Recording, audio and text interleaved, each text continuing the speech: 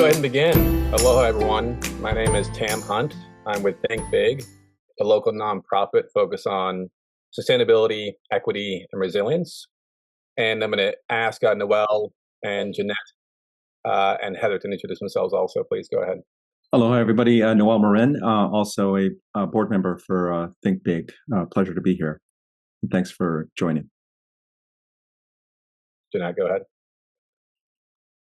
Hi, everybody. I'm Jeanette Goong. I'm also a board member on Think Big and calling in from the Kona site. Good morning, everyone, or afternoon, I guess. Heather Kimball, Hawaii County Council Chair and also advisor to the Think Big organization. Thanks for hosting today, Tam. Thanks for being here, everyone. Yeah, so today is a very tragic anniversary.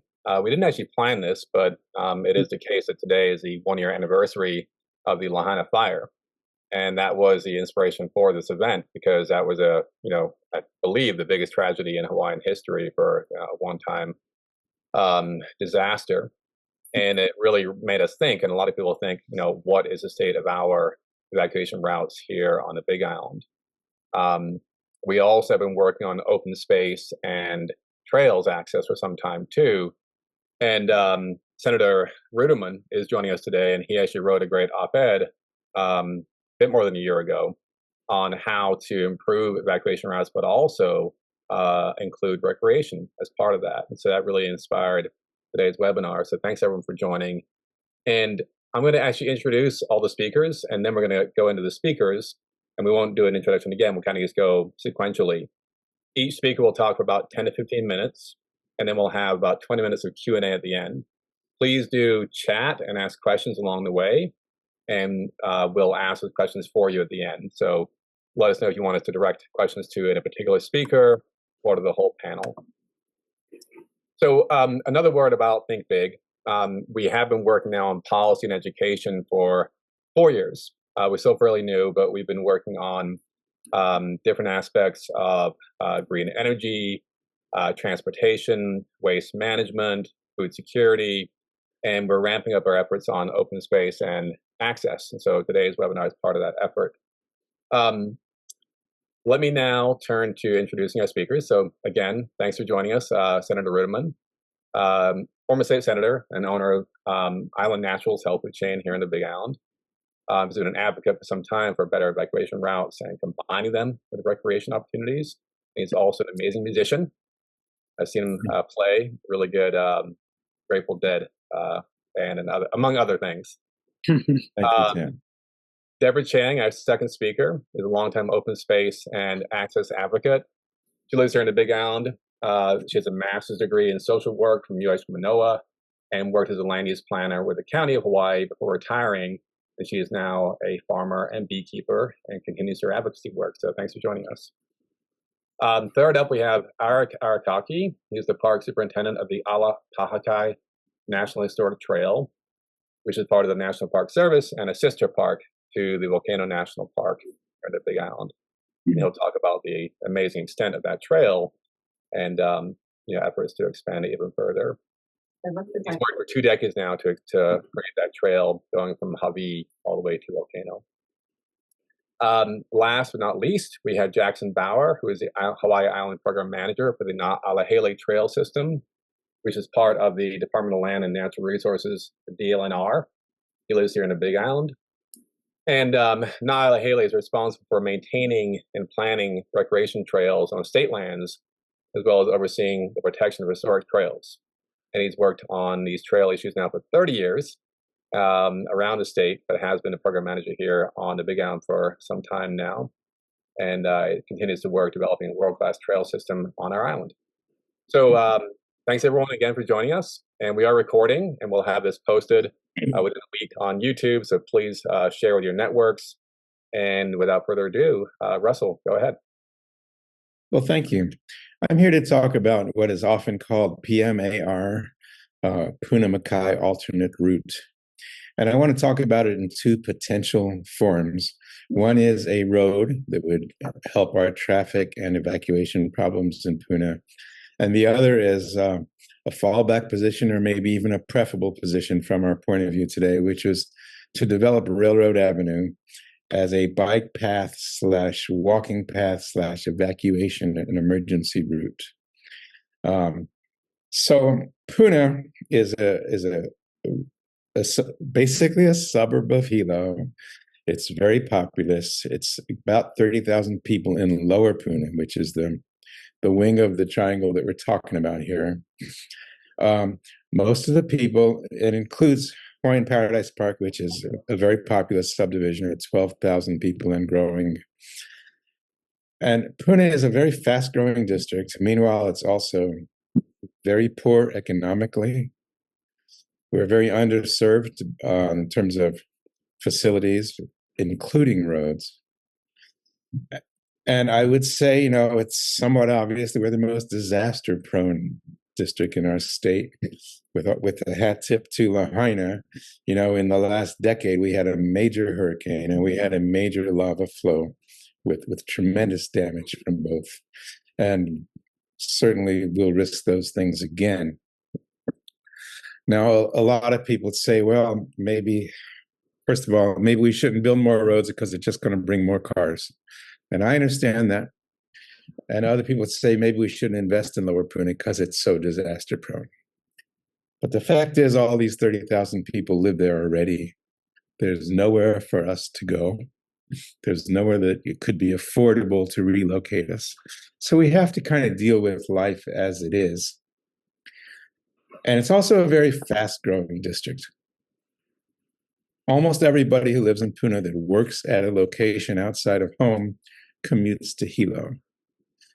People go to Hilo for work, for school, for health, including our only hospital, for the airport, for the port. We don't have a hospital in Pune. We don't have a single classroom of higher education. So it's a commuter community. If there was a straight line between, let's say, Paradise Park and Hilo, it would take about 5 or 10 minutes to get there. Because we have to go around a loop, which we'll show a map in a few minutes, it takes 15 or 20 minutes. Because of the traffic, which I'm here to attest to is one of the worst traffic jams in our state, it takes 45 minutes or an hour to get there. So all these people sitting in traffic, it not only affects our quality of life, but if you care about climate change, 95% of the gas cars are spewing gas while they sit in traffic all that time. And when it comes to a disaster, there's only one way out. And that's the big deal here. There's only the one way out for Lower Pune, and that's a Highway 130, which is also the deadliest highway in our state already. It's been on the books in our community plan for 30 years or so to have a Pune-Makai alternate route. Most people, when they think of that, assume that Railroad Avenue is the basis for that alternate route, and I agree, although there's potentially other ways out. This year in our council, we ran into a major roadblock towards Pune-Makai alternate route going forward. I believe a red herring was hoisted in the air, saying that it would impact Hawaiian homelands and Hilo in a negative way. I disagree with that. But if we do have to bow to that concern, then there are other potential routes for Pune-Makai alternate route. And all those concerns that have been addressed at Pune PMAR, they all go away if we develop it as a rails to trails sort of bike path / walkway / emergency evacuation route. And that would be, a tremendous tourist attraction. It would take some cars off the road for people who are adventurous enough to ride 20 minutes or so to get to Hilo. And, I can't emphasize enough our need for disaster preparedness. We're really, we're just as stuck as Lahaina was last year, if not much more so.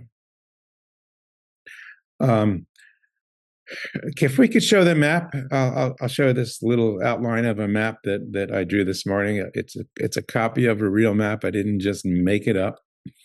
We see Hilo near the top, and we see those dotted lines are HPP. That's the very populous subdivision that some people say is the largest subdivision in the country. It's very fast growing, and between HPP and the subdivisions around Pahoa, there are 30,000 residents. The Highway 130, as shown, is where we have this terrible traffic jams every day, twice a day. And when there is a fatal accident or a serious accident, Highway 130 is shut down for sometimes 6 or 8 hours. And it's not just a matter of how long does it take to commute to work. It's also a matter of, can you get our kapuna to the hospital or not? We see Railroad Avenue drawn. It's really just a dirt trail at this point.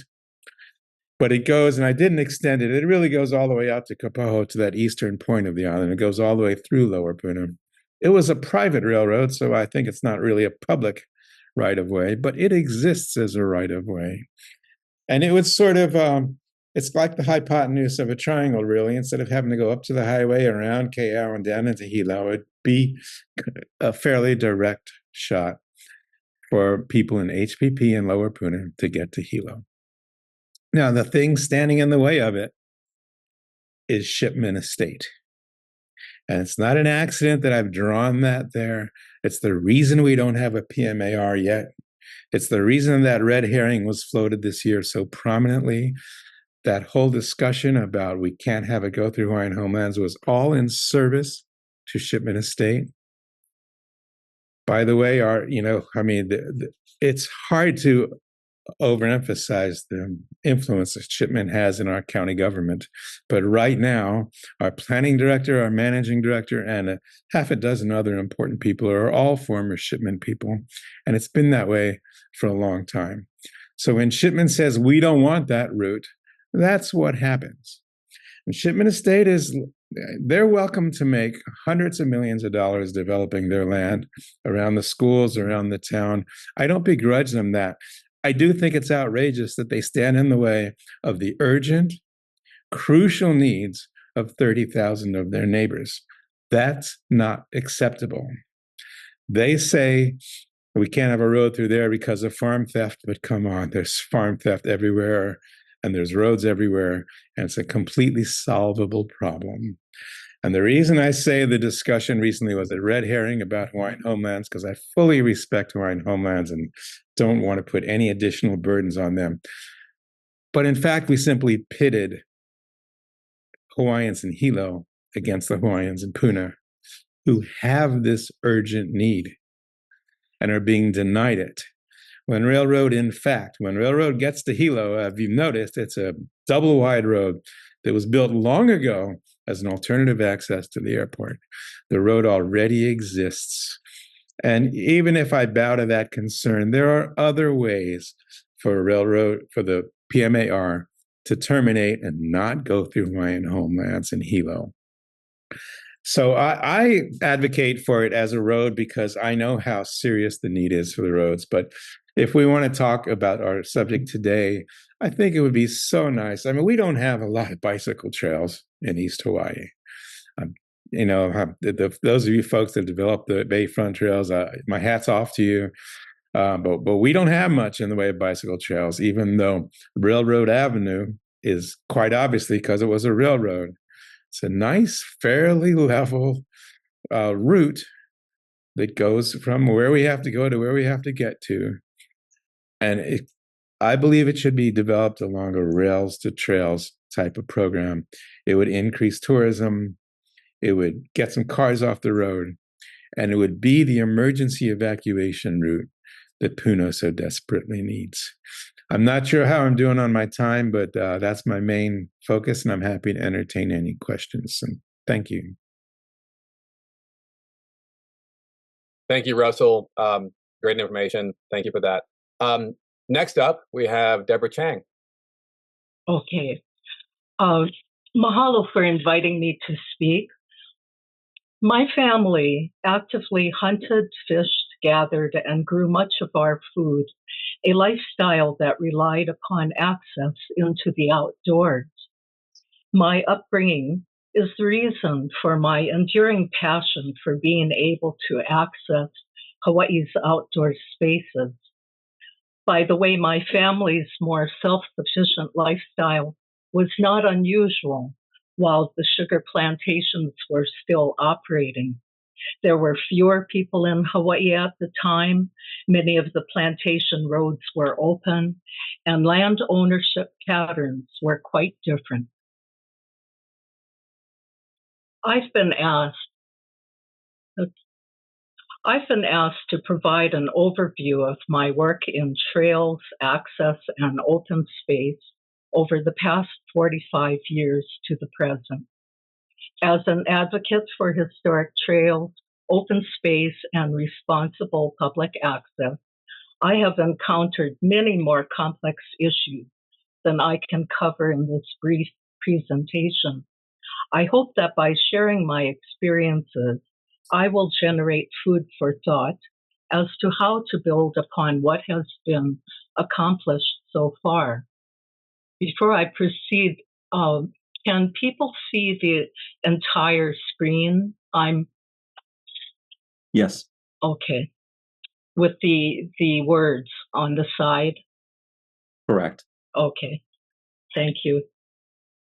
In 1979, when the mega resort in Waikoloa still looked like this, I and 3 other concerned citizens formed a nonprofit organization we called Nālehele.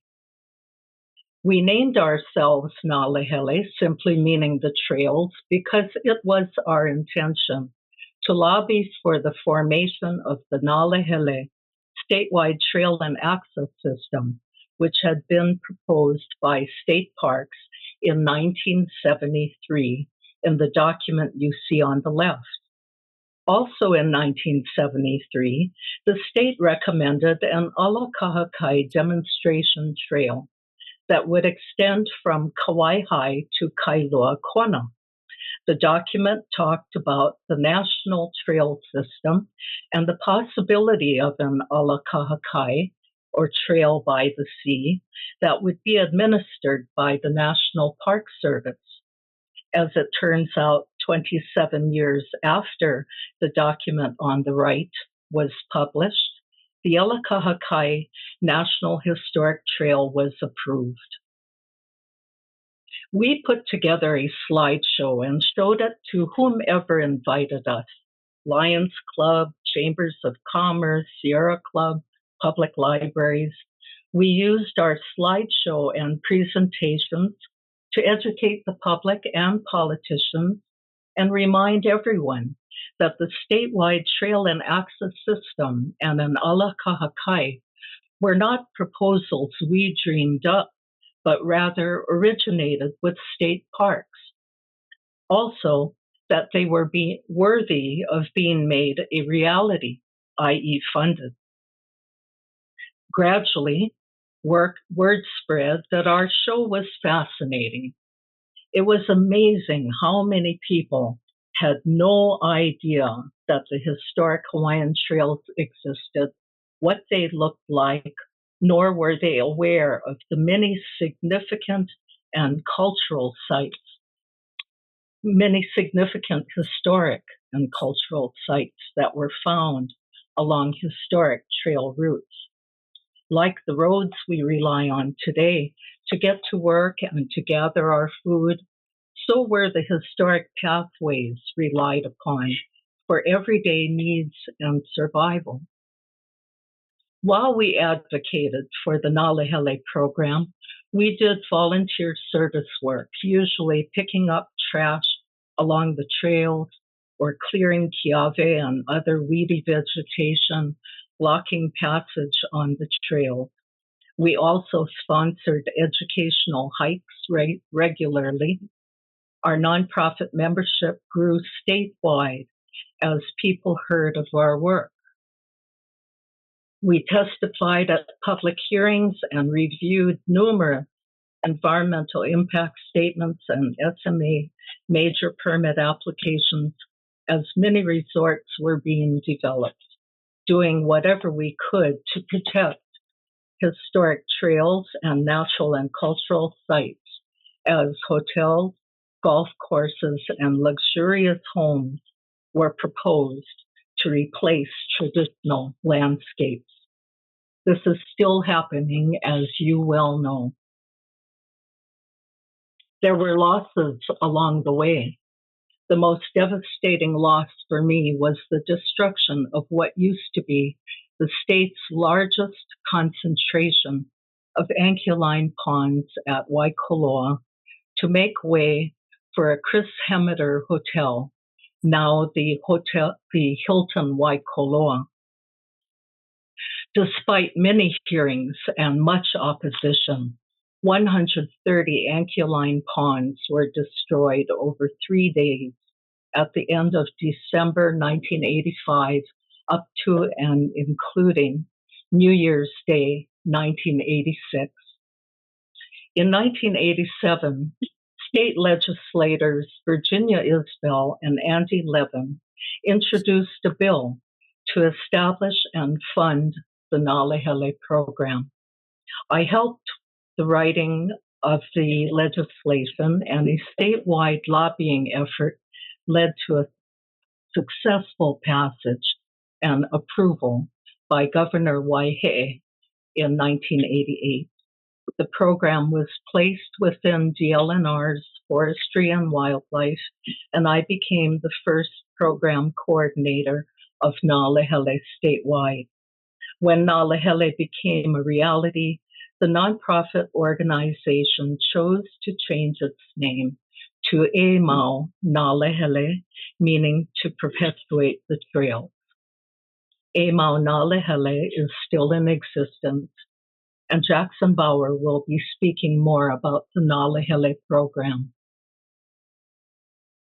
While focusing on getting the Nalehele program established, I nominated a 175-mile-long Alakahakai to the National Trail System in 1981.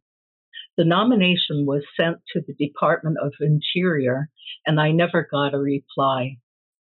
11 years later, in 1992, after the Nalehele program had been in existence for several years, the then coordinator of the Nalehele program, Christina Miller, interested Senator Akaka in the Alakahakai proposal, and the senator introduced legislation to establish such a trail as a National Historic Trail. E Mau Nalehele supported Senator Akaka's legislation by holding hikes along the entire proposed Alakahakai corridor in the late 90s, and by sending Hugh Montgomery and myself to Washington, D.C. to testify in a congressional hearing in 1999. Aric Arakaki, is here to speak about the Alakahakai National Historic Trail, which was approved by Congress and signed by President Clinton in 2000. This webinar is also talking about evacuation routes. Throughout this island, there are so-called roads in limbo, which are often public old government roads or old roads with uncertain ownership. On the left is a old government road that was once used as a detour when the main highway had to be closed in Hamakua. This old government road has been locked up for years. In event of emergency, could it be used again? This is in a fire-prone, dry part of Hamakua. Although the sign says in County Road, the old road continues from here for several miles. This is an important evacuation route between Honomu and Pepe'ekeo. This stretch of the old Mamalohoa Highway needs to remain open and be maintained if it is to be an evacuation route. Long story short, neither the state nor the counties want the responsibility of maintaining old substandard public roads for public road use, nor do they want the liability that comes with taking responsibility, nor are there sufficient funds to meet the needs and wants of maintaining the many old public roads. Only certain roads are being kept open. Old roads like these pictured above exist on maps, but were never built. They are referred to often as paper roads. They remain publicly owned strips of land, even though they were never built. Unfortunately, I have not been able to interest any government agency in working with volunteers to open certain paper roads for use as hiking trails, not for motorized use. There is much more I could talk about and much more to learn. We haven't even touched on the many issues having to do with coastal access. I would like to leave you with this final thought. Responsible and respectful exercise of public access rights is public access with Kuleana. It's important to know what those rights are, but along with those rights are responsibilities that must be practiced if public access is to be welcomed on public and private lands. I'm grateful to have learned about Kuleana from Uncle Fred Cachola, and also grateful that the Nalehele program and the Alakahakai National Historic Trail exist and are working to protect and preserve our precious trails. Mahalo for all that you do. Mahalo, Deb. Great overview of the history and complexities, particularly when we have the county, state, and federal governments all involved, of course, in open space and evacuation routes. So next up, we have Aric Arakaki, who is going to talk about his experience developing the Alakahakai National Historic Trail, which is a federal trail and federal park. Go ahead, Aric. Mahalo, Tam. Can everyone see my screen? Yes. Okay, great. Thank you. Thank you, everyone. Aloha. Deborah, thank you so much for that wonderful presentation. Really appreciate it, and all the work and the love you put into your life dedicated to trails in Hawaii, which I really thank you for that. Mahalo. Today I serve you as a superintendent with the Alakahakai National Historic Trail. I have a few slides I want to share with you. So that's really such a great history. Thank you. Okay. That's just a little title. All right. So here we have. We're gonna pick up from where Debbie left off. So this is the designated trail corridor. When the trail was designated, it was actually designated to be one continuous trail on the shoreline.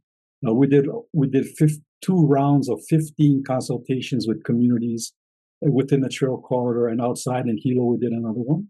And what they came up with was a plan. We came up with a plan to also include the Maukamakai trails. So that's what we were asked to do, and we were happy to do it.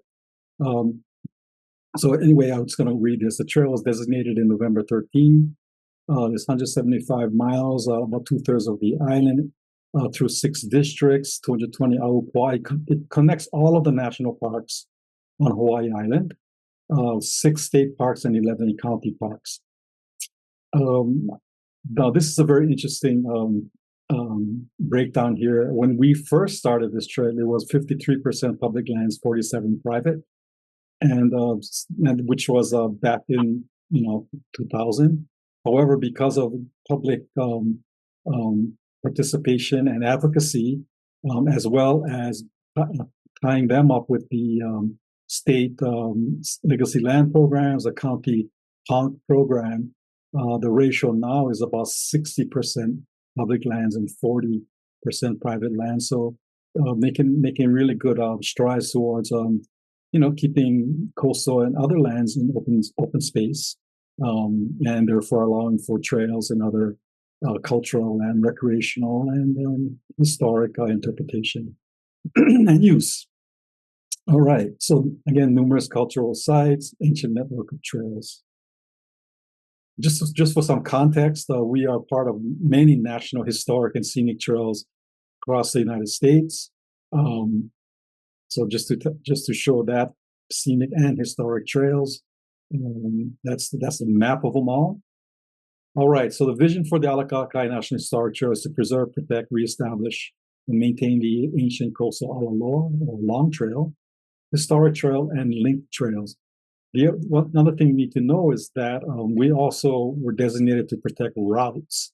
So even though the trail is not on the ground anymore, the routes are important. For example, Ali'i Drive in Kailua Kona used to be the Alaloa crossing that area. Now it's Ali'i Drive, but still it is a route. And so that is part of the Aric Arakaki. So we want to be able to tell the stories of the trail, to provide high quality experience guided by Native Hawaiian values. Our comprehensive management plan lists Hawaiian values that we practice, or we promote the practice of the trail. This is all, by the way, the 30 consultations resulted in a comprehensive management plan that was adopted in 2009. And this is basically from that plan. On the fourth bullet, we're to protect the trail's natural and cultural heritage and respect private and community interests. We look at Ahupua'a, community-based management guided by Native Hawaiian and Kama'ainu. We really want to honor those who built the trails, maintain those trails. I want to make a point here that maintaining trails is a cultural practice, as well as all the other cultural practices associated with the culture, like fishing and hula, all of this. And trail clearing, keeping trails open is a cultural practice. And then we want to be able to facilitate access through the trail system for community stewardship, for traditional, spiritual, cultural gathering practices. We want this to be a living classroom for educating Hawaii's peoples and visitors.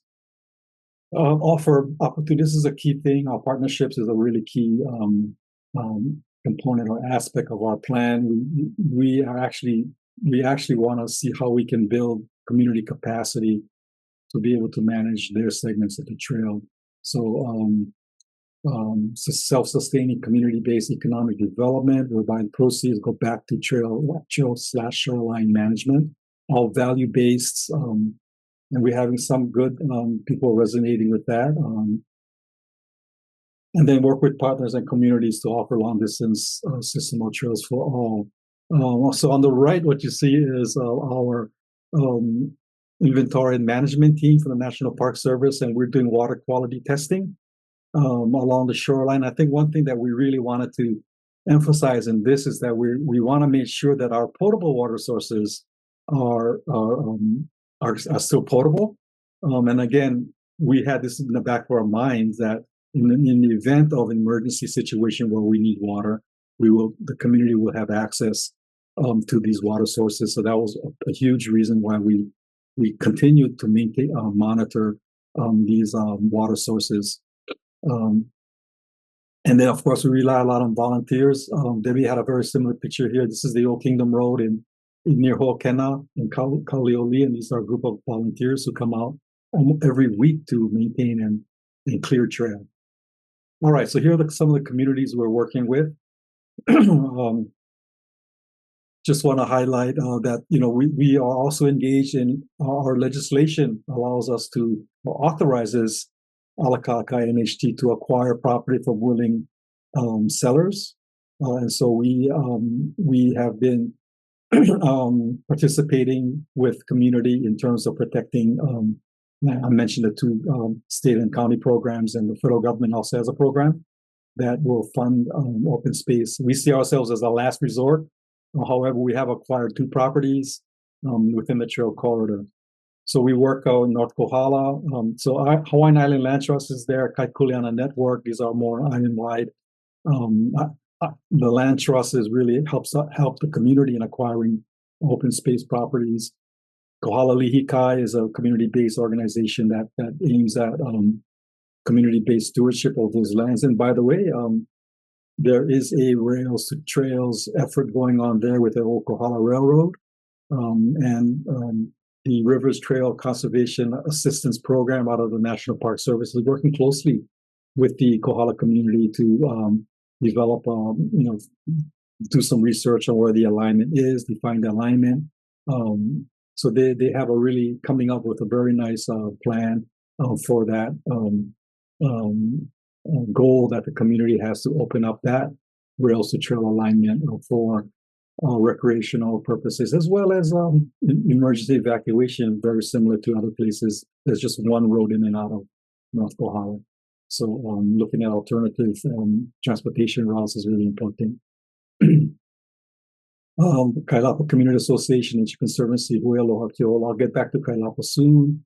We're on several trail-wide groups as well. I'm not going to go through it all for the sake of time. But basically, you can see the arrows pointing to all the different areas that we work in partnership with communities with. All right, this is Kailapa. Oops, sorry. We did all right, so this is an example of working with communities. We're up to the Hawaiian Homelands Kailapa Community Association, and this is their shoreline area, is 25 acres. We in developing their management stewardship plan for that coastal area, we did an archaeological survey. We engaged the families, kids, and everybody to do a survey of the land. This is a picture of a transect that we were using to identify sites and points. So we found 144 new archaeological features and within 25 acres. So this is some of the capacity building that we do for communities. And we work with Nahopapa, which is a local women-owned archaeological firm. So we partner up and make it happen for our communities. All right. We also have a memorandum of understanding with the state of Hawaii and the county that we've been going since 2010. We renewed it 2018, and basically that's state parks. I want to give a shout out to Na'ahele Trails and Access Program, to Jackson, who worked very closely with his crew, him and his crew, on trail projects up and down the trail corridor. So that's a very powerful tool that we have in our toolbox. We work with the planning department, county. If someone is pulling a development permit, the county planning division department will come to us and say, "Hey, we're going to require public access. Where are the historic and ancient alignments that we can require them to use for public access?" So that's been really helpful in terms of how we protect trails. All right, just to kind of go back out globally, we do not see ourselves separated from a lot of the issues we're having in Hawaii, in terms of island self-sufficiency, in terms of health, in terms of clean water, what have you. And so we resonate a lot with the United Nations global goals for sustainability. We also been resonating with and following the Aloha Plus Challenge under the state of Hawaii. And lastly, we participated and monitored the Sustainability Summit in 2001 for the county of Hawaii. So that basically ends my presentation. Any questions? Let me know. Mahalo, Aric. We're going to hold questions to the end, but please put your questions in the chat, and we'll have a Q&A session at the end here. So our anchor today is Jackson Bauer, who runs the Big Island program for the Na'alahele Trail System, which is, as we heard earlier, part of the state system. So go ahead, Jackson. Thanks, Tim. And thanks, everybody. Yes, I'm Jackson Bauer with the Na'alahele Trail and Access Program. As was mentioned by Tam and other speakers, so we're a statewide trail and access program, part of the Division of Forestry and Wildlife, which is part of the Department of Land and Natural Resources. As Debbie mentioned, we were created by her and the Mau Na'alahele group, and resulted in Chapter 188D passing in that state law, Chapter 188D, in 1988. And that is our mandate. That is the law that created us and really mandates what we do. And a lot of that came directly from Debbie and her, the volunteers that pushed for that. And yeah, a lot from that is come to fruition. That law is not just a mandate, but really gives us a lot of strength as well in being that kind of advocacy for trails and access. So you probably know a lot about what we do from the hiking trails. You know, you go hiking on the weekend. There's that brown sign with the hiker petroglyph on it, and those are our recreation trails. And like I said, we're developing a world-class recreational trail system, and that's one of the hats we wear. Hiking trails, equestrian, biking, even motorized areas as well. So that's something we're really proud of. But another big part of our mandate is what's called our inventory. So we're required to inventory every single road and trail in the state, which, yes, is an impossible task, but a good goal and something we are always working hard towards. An unfunded mandate, of course, but something we're working towards. What that implies, though, as far as our implementation of that mandate, on this island especially, there's some of the trails, that the county maintains the roads, they have a good accounting of that, but really on this island, it's those historic trails, those trails that have been in existence from time immemorial. And those are things that we really need to keep special eyes on. So that's one big aspect kind of behind the scenes that we work on here at Na'alahele on this island. Other islands have different relationships with their old trails. Oahu, a lot of these ancient trails are roads today. Ala Moana Boulevard, for example, through Waikiki is an old trail. Same on this island, but we still have lots of land that is undeveloped and untouched, and therefore lots of historic trails that are still intact. I want to bring up that today because it's pretty relevant to our discussion. We're talking about evacuation routes, and really what we're talking about is access, public access, and it means to access, right? And so there's different ways to go about it. Some of the speakers before, Russell, you mentioned the coastal alternative, Makai alternative in Puna. So having these kind of legitimate, paved pathways to get out. And there's a lot of those. Debbie mentioned roads in limbo. So there's a lot of, or paper roads. There's a lot of some of that infrastructure in place already, at least on paper. And so there's ways to further that. And then, of course, there's footpaths or even older trails that were horse and footpaths. Couple notes to mention. So there's no such thing as roads in limbo. That is something that is a term that's thrown around a bunch. But the fact is there's a state law, Chapter 264, that's quite clear that all roads belong to the counties, with the exception of the vehicular roads, I should say, with the exception of course, state highways, which are a very specific set of state highways. But all of their vehicle roads belong to the counties. Trails, so footpaths, those belong to DLNR.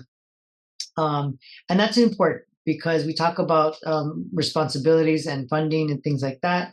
And that's something we need to, of course, work with and engage the county on is when we talk about evacuation routes is what are some of those routes? What are some of those sections of Old Mamaloa Highway that Debbie showed in her slideshow that are appropriate to have opened up, developed, or at least cleared of vegetation for these public access routes. So we need to work with the county on that. Fortunately, like Aric mentioned in his last slide, we have a really strong partnership with a lot of different partners, whether it be public community groups, or even our fellow government agencies. So yeah, Aric and our team, we kind of have a inside joke that like we talk to each other more than we talk to our own spouses. So we have really strong relationships, and we get along, and it's only getting stronger, including with the county as well. We've set up, monthly meetings to be at the table to really hash out these discussions and figure out and have those hard conversations, and so that's been really productive. On the historic trails, going back to chapter 264, which is the State Highways Act, that actually has its root in a monarchy law from 1892 called the Highways Act of 1892.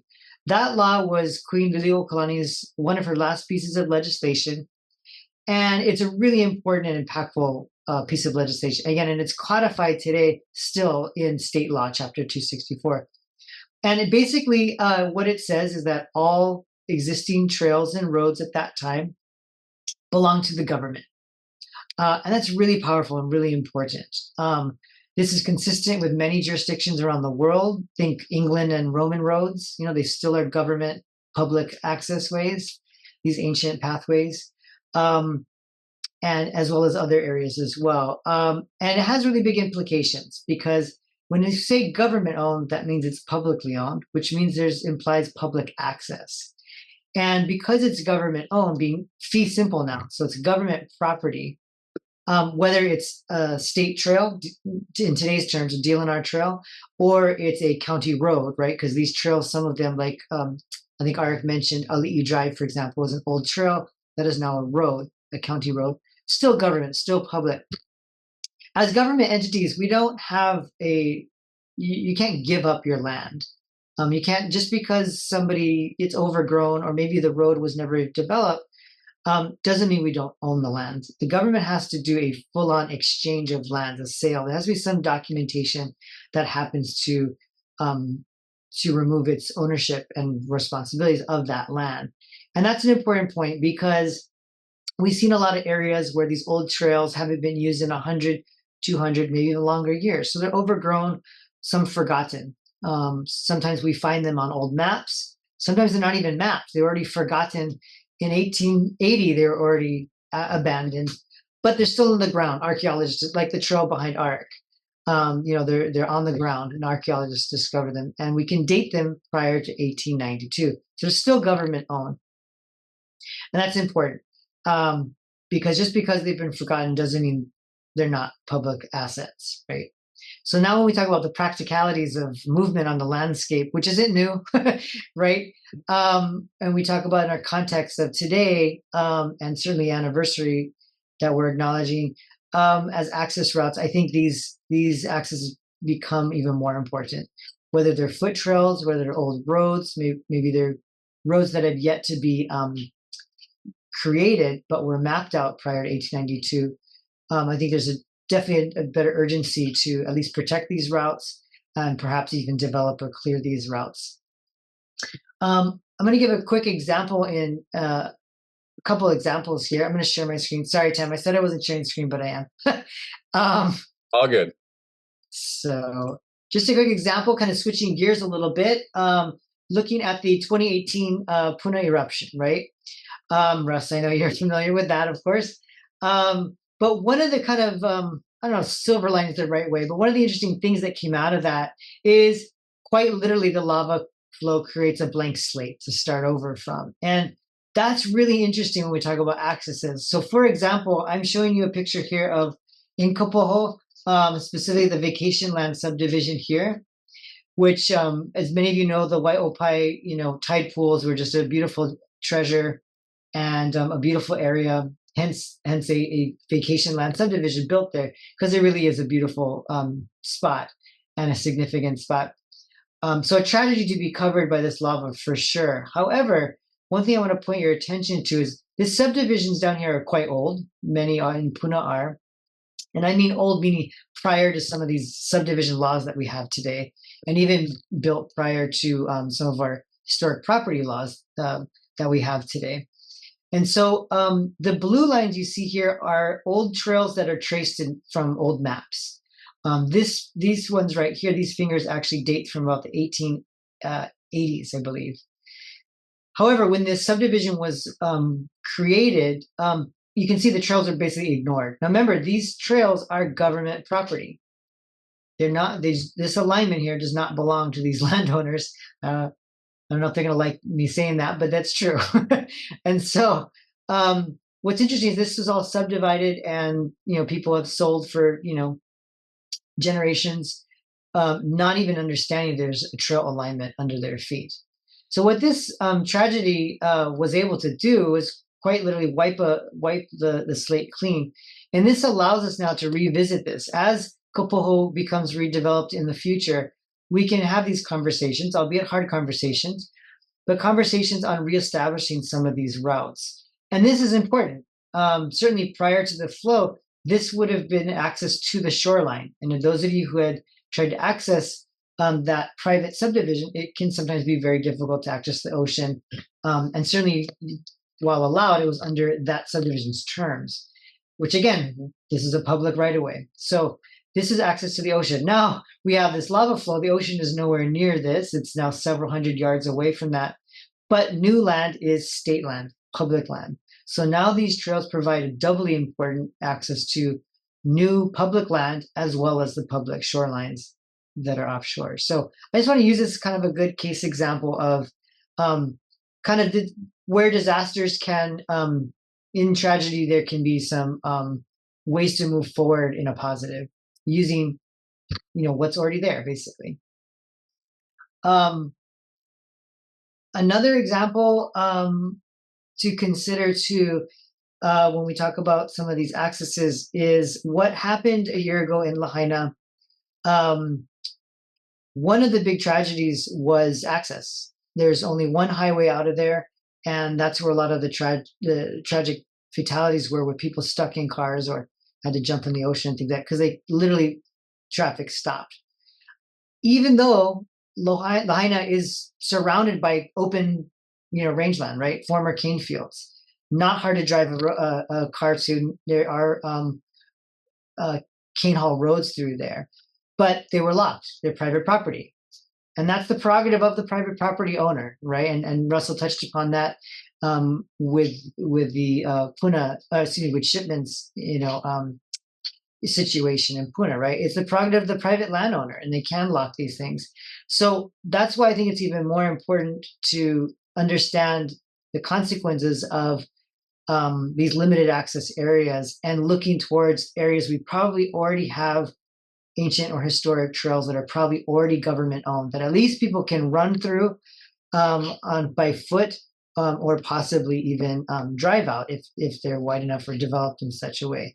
So I just want to kind of use that Lahaina example as a really good case study that could be avoided in similar areas here. Because we are looking at Kona, for example, there's not a lot of public land in Kona. It's a lot of large tracts of private land, and a lot of it is being subdivided quite rapidly. At the same time, that is a huge epicenter of the population of Hawaiians, 200 plus years ago. Major field systems, major coastal village sites, and everything in between. So there is that road, right? Those trail infrastructures already there, already in place. We just need to, map them and archaeologically document them. But just because it's in someone's private land that they're creating a subdivision or sometimes private subdivision doesn't exclude or relinquish the government's and the public's access across these paths.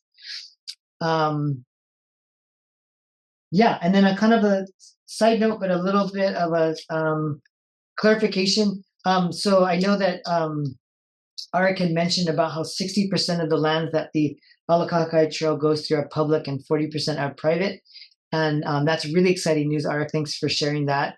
But just to clarify, remember the historic trails that were the Arakaki Trail is linking together are already government owned. They're state owned trails. So we're talking about, with a few exceptions, but that's in generally what it is. So the 60% of land is the lands that these trails go through.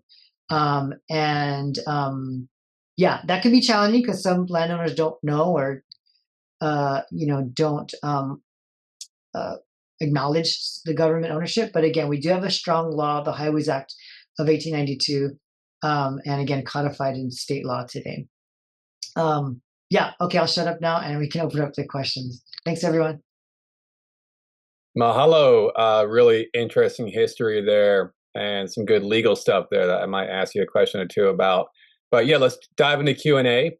And let me ask you first, Jackson, maybe going backwards in question order here, but others feel free to chime in too if you want to. Lisa Dowd asked, are there plans to extend the Na'alehele system all the way around the island? And I believe there are trails around the island, but I think she means to kind of create more of a complete system. Yeah, that's a great question. Yes, we do have trails around the island, and we are always eager to, as far as recreational trails, we're always eager to expand and add more of those. Of course, we don't get any extra funding when we add a new trail, and we get very little funding. Only recently have we actually gotten any funding, believe it or not, other than my salary. So those are some of the challenges, but we're always looking for that, and we're always looking for public's input on where those might be. As far as Aric, I'll let you talk in a second. As far as like the Alakakai type corridor, we have a trail going around the west side of the island. That's something us and Aric's team are actively working on. Again, stringing that lay together. The trails are there, but there's some legal complications to some of that. We need to work with the landowners. We need to do surveys, things like that. So we're making a lot of good progress. Debbie mentioned that in one of the reports that you can, from the 1970s, the proposal was to, at least our case study was to walk from Kauai High to Kona. Well, you can do that today. So I'm happy to say that that portion is publicly walkable. So that's great. And we're continuing to make strides. We're very close to being able to work our way all the way down to Ho'okena. So, for example, in the next, I don't know, Aric, next year or two, we'll probably be able to be, you'll be able to walk from, again, Kauai High all the way down to Ho'okena. So that's amazing. And we're just keep chipping away at that. And also north as well through Kohala, we're getting closer to that as well. Mm-hmm. Aric, you can kind of speak of it. I think the original intent was actually to have something around the island, but in the end, it was settled for the west side. Do you want to speak on that? Well, I think Debbie would be able to speak more towards the original intent. However, I just wanted to say, Debbie, do you want to jump in now to answer? No, I don't know where the 175-mile idea came. I think that early on, when I was looking to nominate a coastal trail to the national trail system, I brought up the idea of Kauai High to Kailua Kona, and I was told that was way too short, that a national historic trail needed to be much longer. And so I think I may have ended up proposing 175 miles along the coast because it seemed to be the quote unquote easier area that I knew more about. But along the way, it ended up being codified in the national legislation as 175 miles. Mm-hmm. And I know that along the way, people have been concerned about that because it leaves out Puna. Mm-hmm. The Puna district is not included in that 175 mile proposal. Well, let me ask a follow-up on that. So, I'm sure a lot of us here are familiar with through hiking and these really impressive, multi-day, even multi-week trails on the mainland, some of which are already part of the National Historic Trail System. And it seems like a great goal to work toward having a full round the island trail. So is there any mature thinking on how to include Puna and Hamakua in? Absolutely. I was just going to answer that one. Yeah, go ahead. So the National Trail Systems Act allows for what we call connector trails.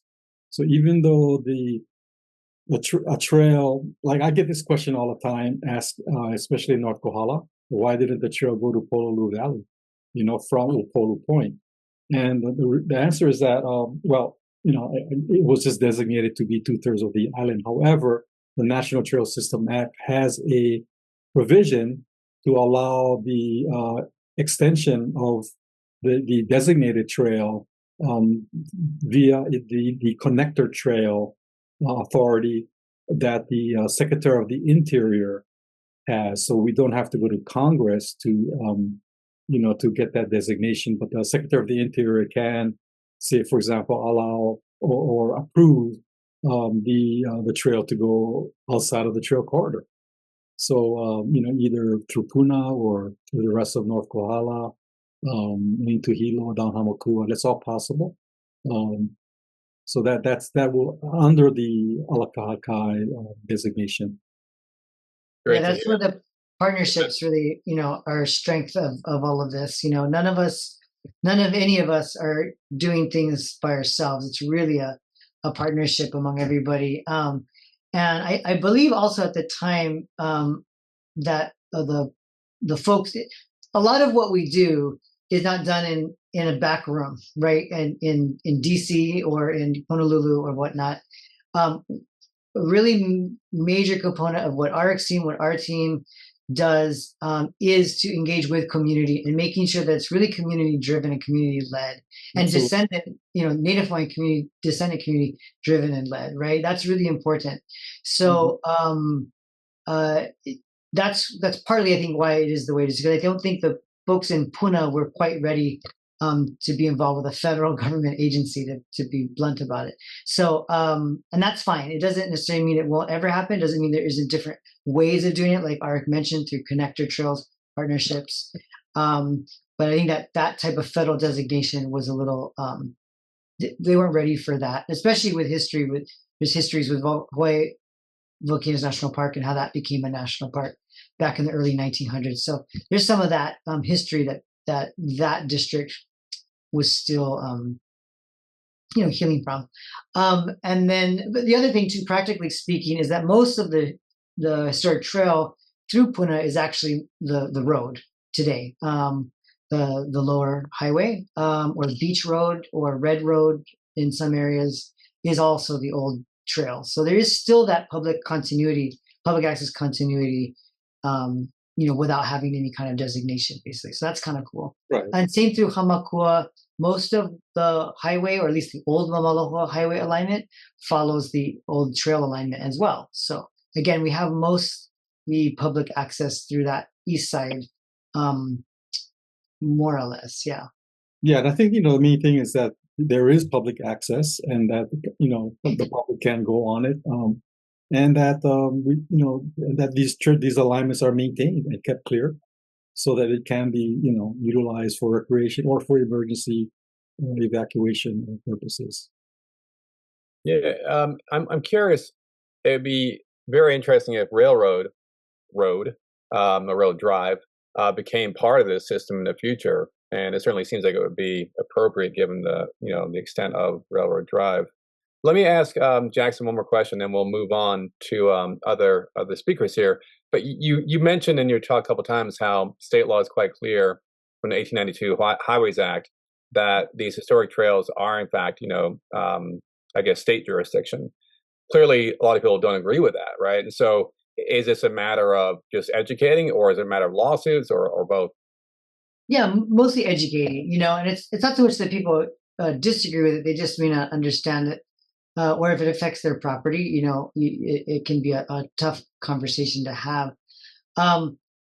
But yeah, so not quite. But just one quick statement. Yeah, Railroad Avenue is a little different because that's a railroad, so that's not a public trail, so that's not covered under the Highways Act of 1892.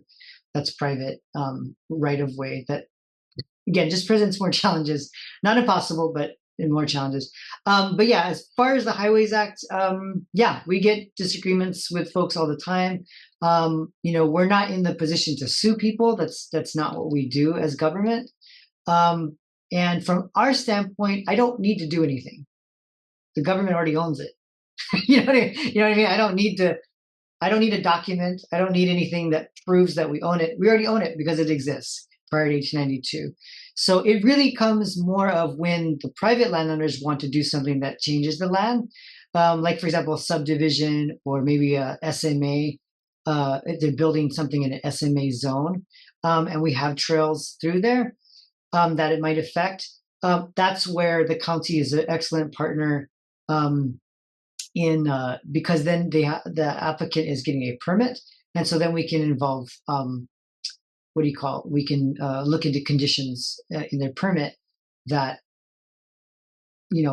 not force their hand, but make it more I guess legitimate to work with us on those things. Yeah, but if I don't need to do anything necessarily. Now, to be a good neighbor, what we like I mentioned earlier, as we string the lay of the Alakakai trail, for example, we are doing our surveys and we're notifying the landowners and all of that. So there's no surprise. I don't need to say I'm just gonna start going through a machete through someone's property saying this is a government trail. No, we are good neighbors. We do reach out to folks. Again, we do consult with descendants, because that's the other thing too I didn't talk about, is just because it's public access doesn't necessarily mean it's a free-for-all, right? I think management is another big deal. Deborah mentioned on her last slide about Kuleana. The responsibility comes with that access. So that's something we don't take lightly either. It's just because we're legally clearing the hurdles for public access, some areas are very sensitive and we might need to manage access somehow. Thank you. We're very sensitive to opening trail to public that are not managed. Yeah. And not managed by community, not managed by those who have that ancestral connection to place and continue their traditions of use. And we want to make sure that that's all honored. And so again, we can get reluctant to really advertise or invite folks until communities are ready and trails are managed properly and maintained.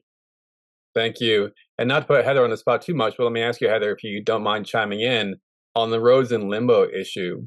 There's been a long time discussion with the county, and Jackson also made a comment about roads in limbo not being truly in limbo. My understanding is the county maybe has a different view on that. Can you speak to this at all? Yeah, I mean, the county actually does think there are roads in limbo, and the reason for that is that the section that Jackson referred to does have a statement in there that it applies to counties with a population of over 500,000, which we do not have at this time. And so that has always been the disagreement, is that we acknowledge that section exists, but it doesn't apply to us in our mind because of that contingency.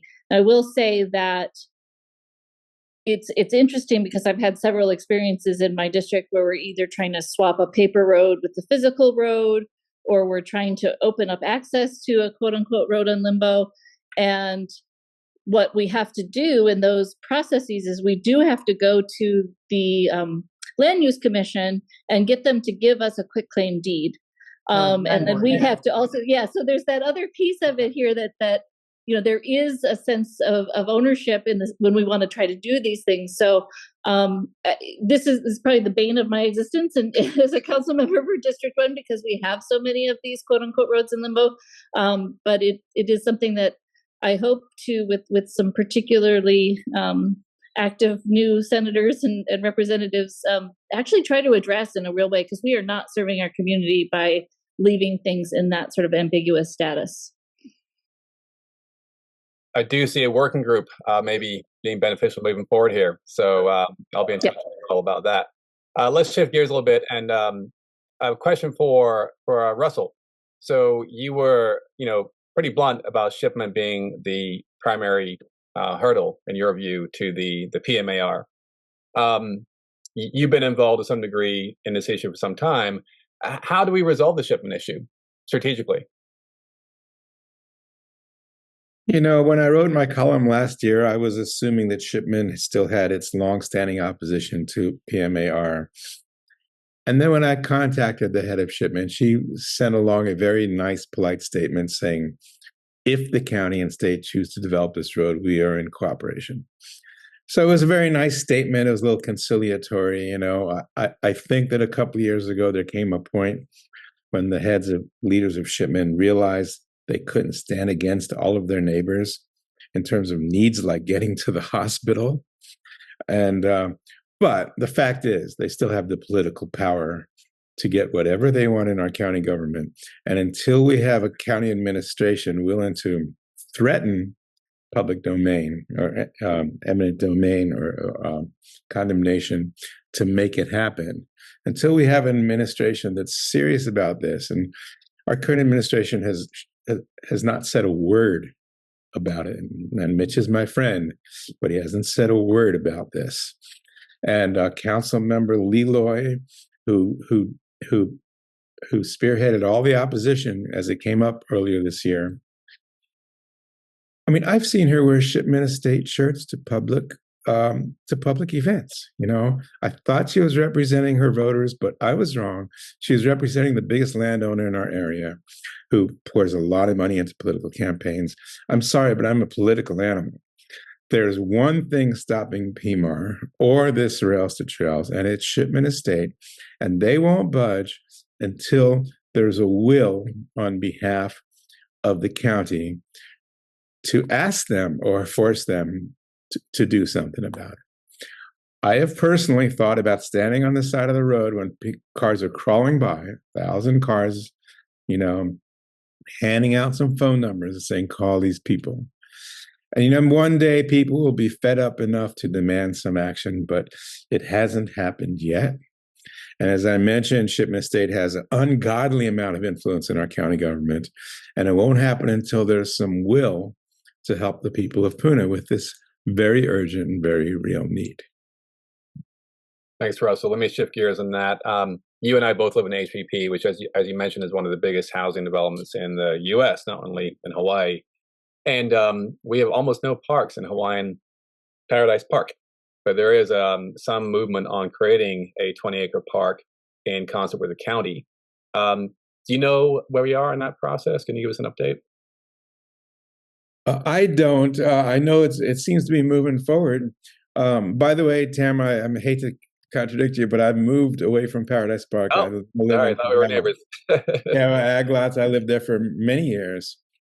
And honestly, the biggest reason for moving was the intolerable traffic jam on Highway 130 every day. And, you know, I had a few years of experience of being in the Honolulu traffic between the capital and the airport. And it was just horrendous. You get in this traffic and how am I going to make it? And then 15 minutes later, you're there. And then I come home and get in the KL traffic, and it's 45 minutes to an hour to go a mile. So that's why I say I think it's one of the worst traffic jams in the state. So I literally moved because I couldn't tolerate the situation anymore. And so I've seen some drawings on behalf of the Paradise Park Homeowners Association. I think they're making some real progress with it, but I'm unfortunately unqualified to give you that update. Got it. Thank you, Russell. A question for Aric. Aric, you mentioned during your talks that you and the Arakaki Park System are consulted on development permits. Do you have any veto power, or is it merely consultative power if a landowner is trying to put a new resort through a historic trail? What power do you have? Is it merely consultative? You're muted. We don't have any authority for anything, right? And everything is voluntary on the part of landowners, on the part of government partnerships, what have you. We have no authority to condemn. We have no authority. We're not a regulatory kind of agency or department at all. We basically provide information. So the county would consult you on the trail issues for permit. Yeah, sometimes, not all the time, you know. Not all. You know. Yeah, that's the same for us as well. We don't have any teeth.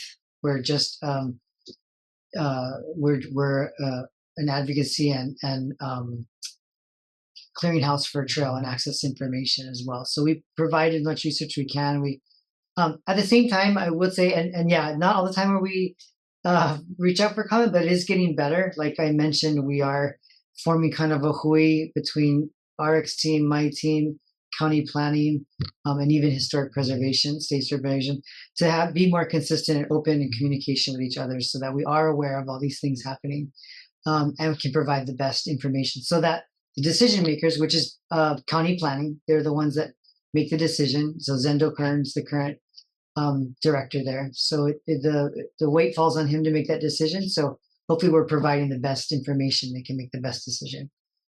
But ultimately it's up to them. At the same time, no matter what decision they make as far as subdivisions or whatnot, that is a county function, it still does not relinquish the government's ownership in a trail, for example. So even though it may not be reflected on subdivision TMK, doesn't mean it's still not there. It's just not drawn, basically. And and we also provide information to community on information that we have regarding development or regarding historic sized trails through the area, and other natural cultural features that may be impacted by a development. So we do provide that kind of information as well to community. Thank you. Turning to Deb, I see you raised your hand. Deb, do you want to answer that question too? Go ahead. Yes, I wanted to say that the input that can come from the Alakahakai and Nalehele when permits are being reviewed is essential. And it would be selling yourself short to say that you have no authority. You may not have authority, but you certainly have the opportunity to inform and make sure that the subdividers, the planning department, whoever is applying and reviewing these permits is fully aware that there are trails that could be adversely affected. And maybe I'm misunderstanding what you said, but I did want to say that we in the community really need your help, because if it's only up to us to call attention to the fact that there are trails that could be impacted, you're relying on basically volunteers. And many times we in the community are so busy doing our work, we may not even know about a permit being applied for. Yeah, thank you, Debbie. It's definitely a heavy kuleana with a capital K, for sure. Thank you. Yes, and we're public servants, and we make information available that we have regarding cultural natural resources, which include trails, of course, and as well as other features and whatever we have in our mapping systems or our literary, or we will have that information available. Sometimes we do inform folks of permits that are being pulled as well. Thank you. One final question, then we'll wrap. Deb, another question for you. You mentioned this term, which I find really intriguing, the notion of paper roads that were in some manner authorized but not actually built, and you've been working for some time to create bike and or walking trails on these paper roads without success, unfortunately.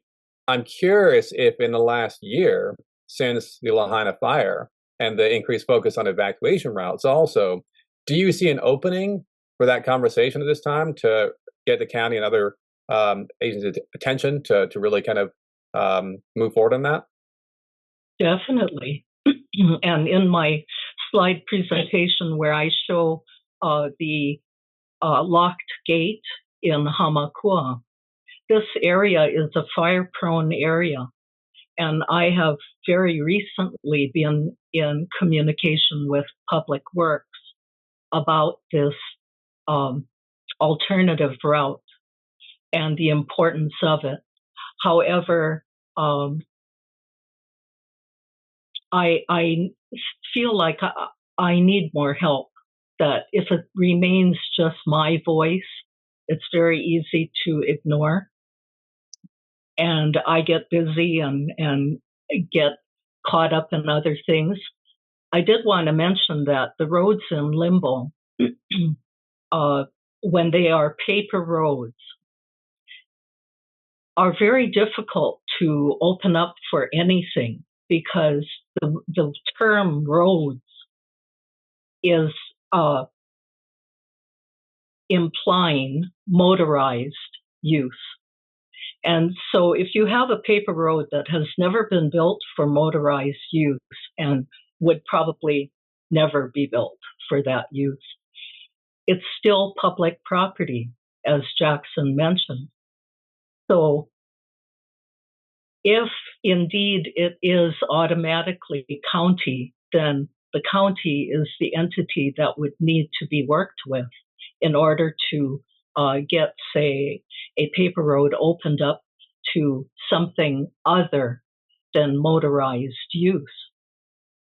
So the term roads can work against us because people are so locked in to thinking about it having to be a road rather than a trail, a hiking trail. But getting back to your original question, yes, I do feel that the county public works is ready to take very seriously alternative evacuation routes that are really needing to be attended to and made sure that they can be used, maybe not on a daily basis, but made possible in case of need and not allowed to get totally overgrown and impassable. Well, thanks so much. Just to add to that ahead, really briefly, the County Department of Public Works, through a PROTECT grant, which is a federal grant from the DOT, is working on an evaluation of county-wide potential evacuation routes. So I concur with Deb's assessment that this is something that Department of Public Works is starting to take a little bit more seriously, which is good news for us. Heather, can you have them contact me about that? Because I've got valuable trail data that could help them. Absolutely. Malia Kekai is leading that project. She just came back from maternity leave, so I will make sure that you guys connect. Right on, thanks. Excellent. Thanks so much to everyone. We're going to go ahead and wrap. I do see some potential here to move forward. We'll be in touch with all of you about the recording and also any next steps. So yeah, without further ado, I'll say aloha. Aloha, everybody. Thank you so much. Thank you. Great information. Bring this together. Thank you. Mahalo. Yes.